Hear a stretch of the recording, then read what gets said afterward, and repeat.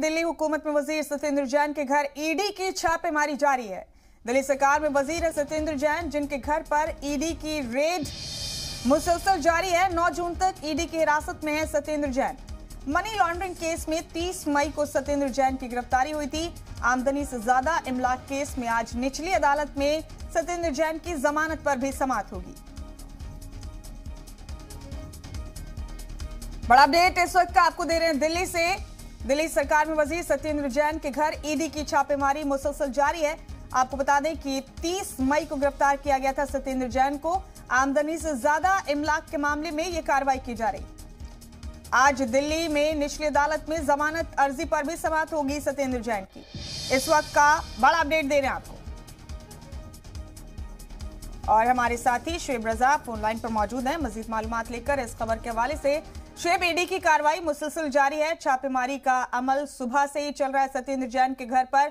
आज जमानत अर्जी पर भी समाअत है। जरा तफसील से बताइए, इस हवाले से तमाम अपडेट क्या है आपके पास? बिल्कुल, देखिए, सुबह 7 बजे के बाद ही ईडी का जो छापा है वो पड़ा था सत्येंद्र जैन के घर पर। और 9 जून तक चूंकि वो हिरासत में है पहले से ही, और आमदनी से ज्यादा आय जो एक तरीके से या मनी इस तरह से हवाला के जरिए पैसे के लेन देन का आरोप लगा था और ईडी ने उनको गिरफ्तार किया था। हालांकि हम ये देख रहे हैं कि आम आदमी पार्टी लगातार निशाना साधती रही है, सरकार पर कई तरह के आरोप लगाती रही है कि केंद्र सरकार परेशान कर रही है और तमाम तरह की जो बातें हैं उनकी तरफ से कही गई।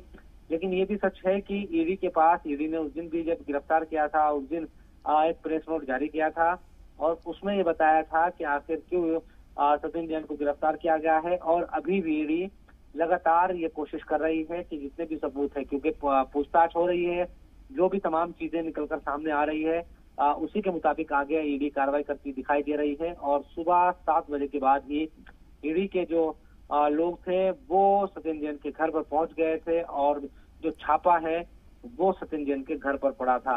हालांकि निचली अदालत में सुनवाई है कि जमानत मिलेगी या नहीं, लेकिन जिस तरह का केस है ईडी ये मानकर चल रही है कि निचली अदालत से जो जमानत याचिका है वो खारिज हो सकती है और ऊपरी अदालतों में जो पक्ष है वो ईडी की तरफ से भी मजबूती के साथ रखा जाएगा। कुल मिलाकर सत्येंद्र जैन की जो मुश्किलें हैं वो भी कम होती नजर नहीं आ रही है मुमताज, और हो सकता है कि आने वाले दिनों में और जगहों पर भी जहां ईडी को ये लगे कि यहाँ कुछ चीजें हो सकती है सबूत के तौर पर और जगहों पर छापे पड़े।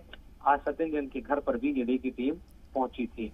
यानी शुएब, फिलहाल तो छापेमारी के हवाले से सत्येंद्र जैन का घर ही ईडी के निशाने पर है। आइंदा दिनों में उनके दीगर ठिकानों पर भी ईडी किस तरह की कोई कार्रवाई की जा सकती है? बिल्कुल, देखिए, ये कोशिश करेगी ईडी के पूछताछ के दौरान जिस तरह से भी जानकारी या चीजें उनको मिलती है तो यकीनन फिर और ज्यादा उन जगहों पर भी निगाह लगी रहेगी एक तरीके से, और हो सकता है कि उन जगहों पर भी छापेमारी हो।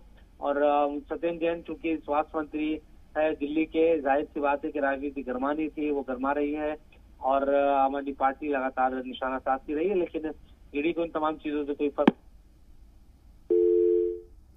हमारे नुमाइंदे शुएब तमाम अपडेट दे रहे हैं हमें मुसलसल। शुएब, आपका बेहद शुक्रिया। फिर आपसे राब्ता करेंगे। फिलहाल आपका बहुत शुक्रिया हमारे साथ जुड़ने के लिए शुएब।